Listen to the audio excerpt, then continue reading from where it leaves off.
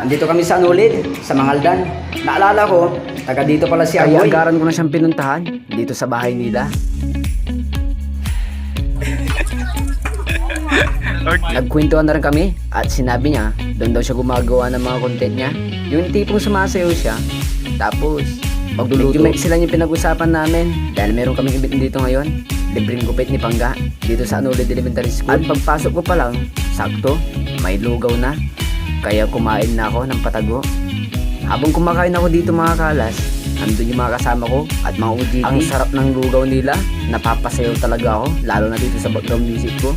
Habang kumakain ako ng lugaw, nakita ko tong aso, nakatingin sa akin, kaya binigyan ko siya. Kawawa naman siya, babae pa naman siya mga kalas. Flex ko na rin yung motor ko mga kalas, si Alaskador. At dahil ngayon yung event namin, mamimigay ako ng teddy bear. Yung feeling singer ako, kakanta ko ng nagloko ka rin naman, di ka lang nahuli, yo yo yo. Flex ko na rin yung mga bagong OJT namin from UL.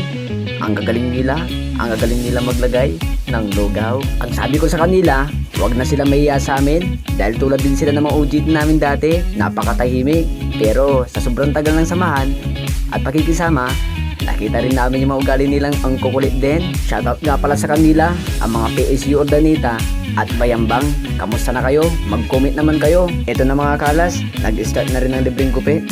Salamat din po pala kila Kagawad Vlad Fernandez, Ami Virana, Armand Diucares, Boy De Vera, Julia Serra, Jun Camatis Flores, Maing Di Guzman, at Raul Muyo. Salamat po sa inyo dahil hindi nyo po pinapabayaan ang barangay ninyo, Barangay Anulid.